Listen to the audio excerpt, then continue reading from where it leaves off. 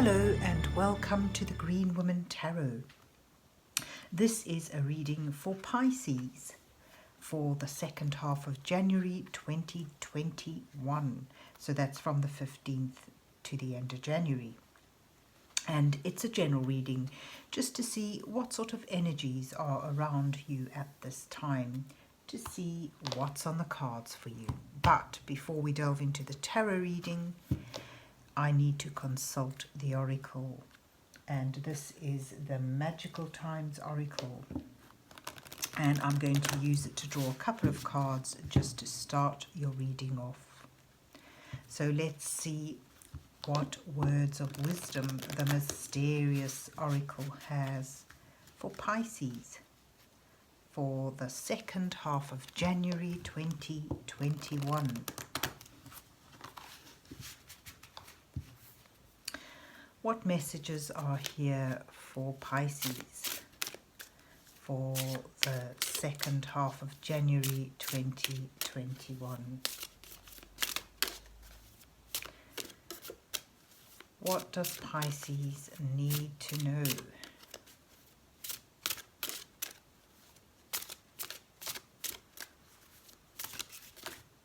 Oops. Right, so I'll just spread the deck out and draw a couple of cards at random. There you go. And let's see what you get. You have strength, Pisces. You have courage. You can endure. Find your center and spiral into your power. That's a lovely message. You have strength and courage, and you can endure. And integrity. Drop the things that offend your soul. Embrace your truth. It's your life. Let no one live it for you. So it's a time to embrace your truth. Find your integrity and stand up for that. And that may take strength and courage, which you have. So that's lovely messages there for you, Pisces, to start off with. So let's see where the rest of the reading takes us.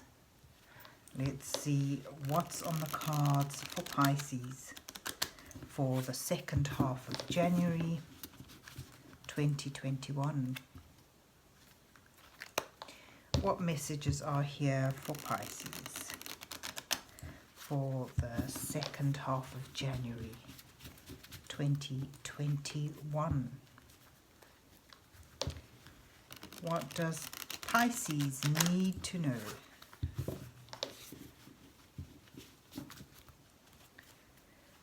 And this is the Dark Mansion Tarot that I'm using today. And I'll do an 8-card spread for you, Pisces. The first 2 cards depicting you where you are now. Then the next 2 cards highlighting the challenges you face and the overriding energies around you. Oopsie, let's put those there.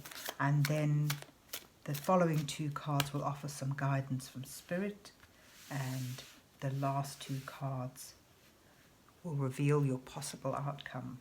So you start off with the 7 of Pentacles and the 3 of Pentacles. This is practically working at something, getting on with something.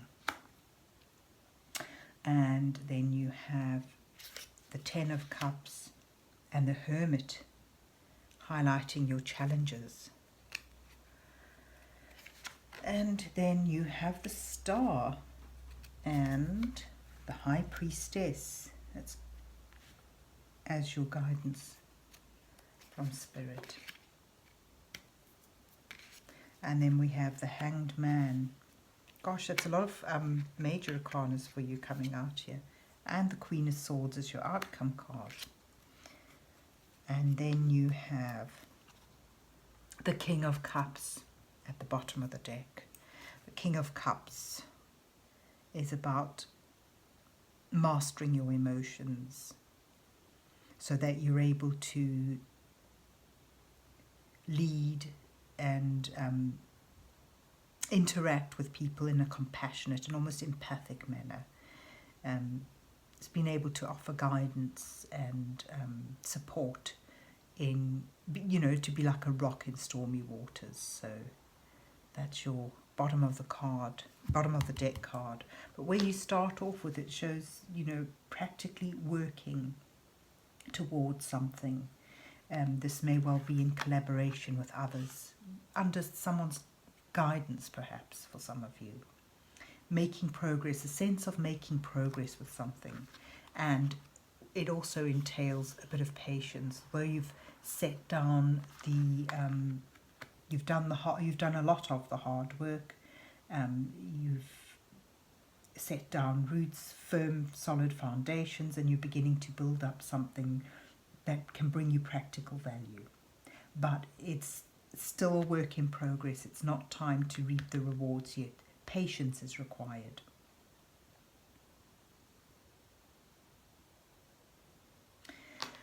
And it shows here the Ten of Cups speaks of harmonious connections with those in your caress, those, your family, your tribe, could even be workmates. And this is in a challenge position. This is highlighting the difficulties you're facing as you progress and wait for results. So it implies that there's a sense of not quite having that harmonious connection, not quite having that ability to feel totally supported and in turn support others. And you've got here, you know, under there, there's the King of Cups, which is all about mastering that. It also shows that there is a need for you to separate from groups, a need to move away from the busyness of things and find some quiet space in order to contemplate, in order to reflect and have some introspection, looking within yourself, because from there you find the answers, you find the light. So perhaps for many of you, it's, you know, although it may well be pleasant to be around people, it's not what you're needing at the moment. You're needing to pull away, to withdraw within yourself in order to reflect, in order to contemplate and find some answers from within. And your guidance from Spirit shows need to tap into your intuition. The High Priestess is all about finding that knowledge from within. You know, she's directly in line. You've got 3 cards here all lined up about, and they all speak about finding illumination. The Hermit is about seeking solitude in order to, you know, clear your headspace and declutter and find that time and that ability to look within. The High Priestess speaks of knowledge being imparted to you from within, from intuitive sources, from, you know, connecting with your intuition, with your gut instincts, and allowing that to guide you. And it's sort of in a guidance row here, it sort of suggests that knowledge will come to you. It will come. So don't worry, is what it's saying. And then, you know, it sort of leads up towards the Hangman, sort of putting things on hold a little, not continuing to work. And that connects nicely with the Seven of Pentacles, which is about patience, waiting for that illumination, for that insight, that new perspective. And then you have also in your guidance row, you have the Star, which shows that this is a hope, this is a new dream you can work towards. And it's sort of implies here that it's blessed. The Star is all about finding new hope and purpose after a difficult time, perhaps. And it's about wishes, fulfilling wishes. In a guidance position, it sort of encourages you that you will find that you'll be able to follow that dream, that wish, and make it come true.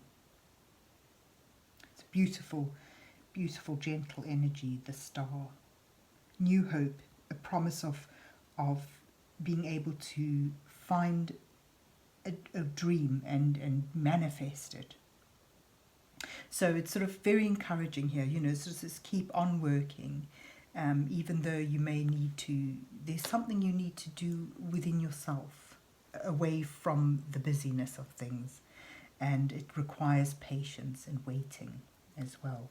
But don't lose hope, because you can manifest this dream, you can bring this to life, to completion.